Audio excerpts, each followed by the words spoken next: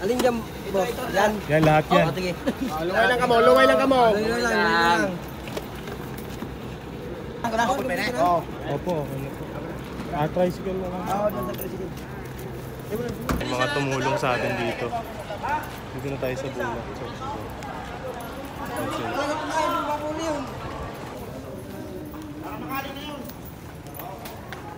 Sa likod ng driver. Apa.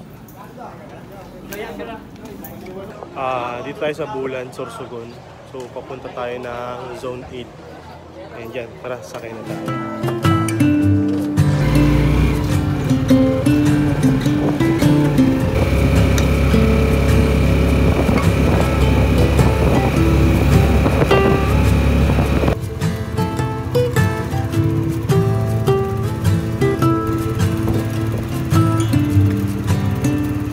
Dito na tayo. Diyan lang po yung orange. Dito na lang.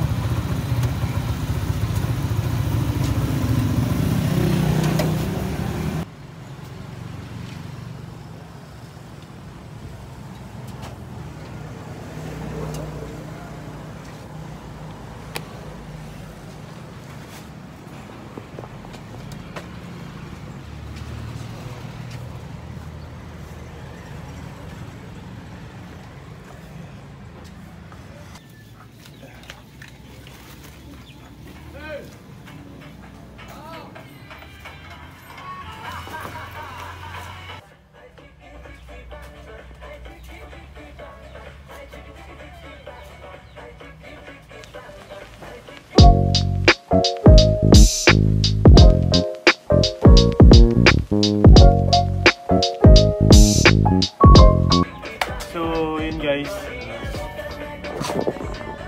So yun, nalipit na natin dito yung mga gamit natin. And papahinga muna tayo. Kasi grabe yung biyahe. Sobrang pagod. Imagine niyo 15 hours ako nasa biyahe. From Manila to Bicol. So ngayon, pahinga muna tayo. Tapos mamaya, syempre magdi-deliver tayo ng mga chips. Kasi meron tayong mga buyer dito. Okay, syempre may mga gagawin din tayo dito. Kaya tayo pumunta dito. And mamaya, diretso naman tayo dun sa kabilang bayan. Okay, kaya samahan nyo ako. Let's go. After natin magayos, syempre after matinding biyahe, kakain muna tayo. Let's go. Ang kulit lang kasi meron ditong tuta. Ang cute kasi. Ngayon ko lang siya nakita dito. Ayan, pakita ko sa inyo.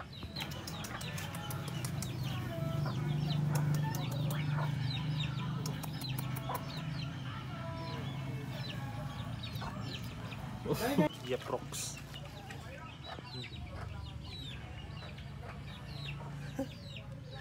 Baka umihi.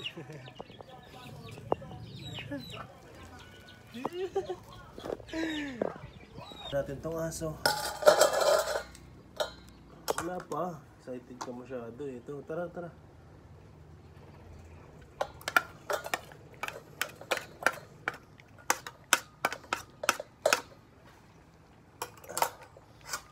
Kain ka dyan mabuti ah. So yan, andawin na tayo sa bayan, sa kabila, para magpadala ng mga chips. Ano na siya, ready na siya para i-deliver.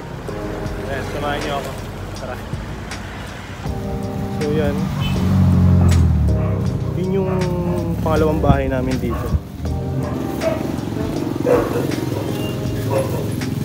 Yan, dito na kami sa bahay.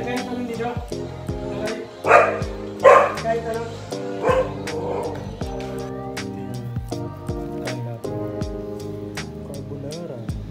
Meron pa mga paparating mamaya.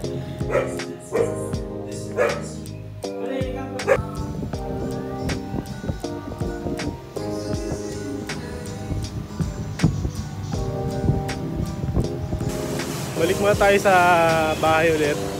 Kasi yung isa kong tita, nag-order ulit siya ng dalawa pa. So mag-add tayo ng dalawa. And nagdala lang natin is 6 lang. So magdadagdag pa tayo ng 2 para mabigay din sa kanya. Ayun, tara.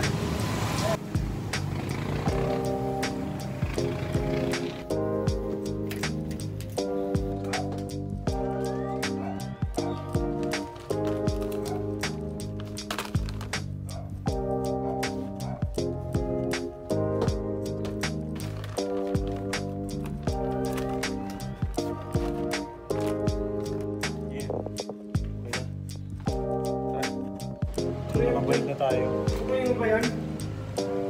Ha? So, yan.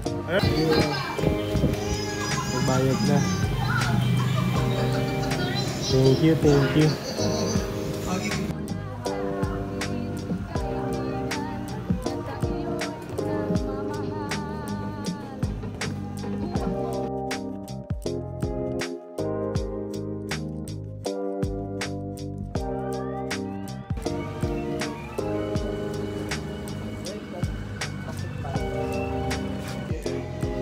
Thank you, kuya.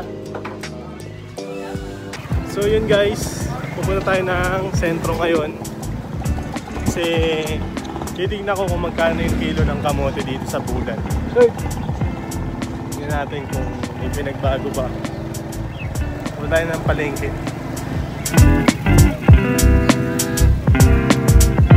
So yan yung palengke nila. Pag diniretso mo yun, pier yun.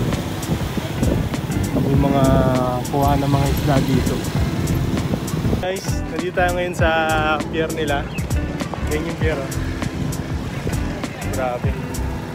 Tapos ito yung palengke. Titingnan natin kung magkano yung kilo ng kamote nila dito. Tingnan natin kung may pinagbago ba para at least malaman natin. Kasi hindi natin sure eh. Malay mo mas mura dito. Dito tayo bumili. Diba? So ito yung palengke nila. Tara. Ayun o, mga kamote o.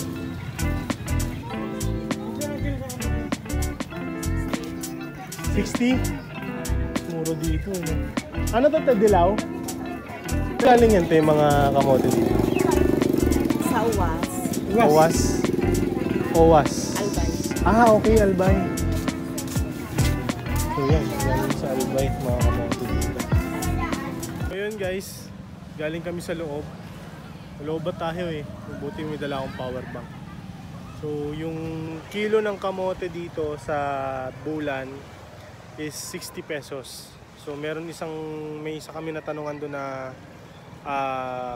tindahan, 70 pesos naman doon. So guys, ang mura ng kamote dito, grabe. Bagay, probinsya rin kasi to. Tapos yung mga kamote dito, kasi dito talaga galing sa mismo dito sa Bicol. Kasi pag sa Manila ka bumili, kung tatanungin mo saan galing yun, syempre sabihin nila sa mga probinsya. So yun yung kilo ng kamote, kung magkano yung kamote dito sa Bicol. Ayan, so dito tayo sa dagat.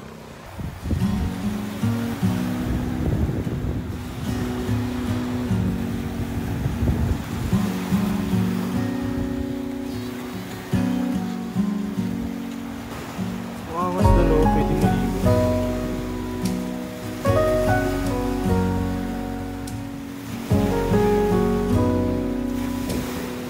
Balik na tayo.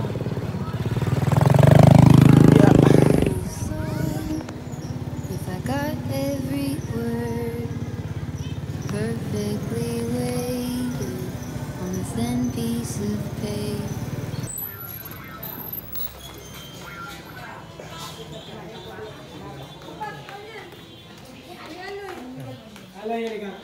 Kain tayo, kain. Ito lang yung ginawa natin. Ano yung kain natin? Kain muna tayo guys. Second batch.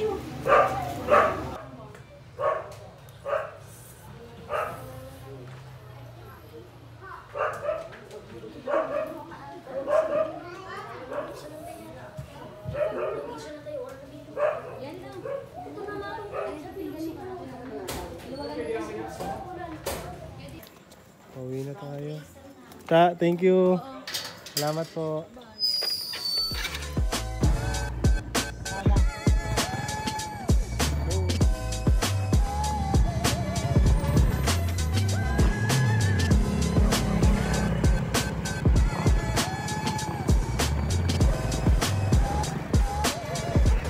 Saan galing?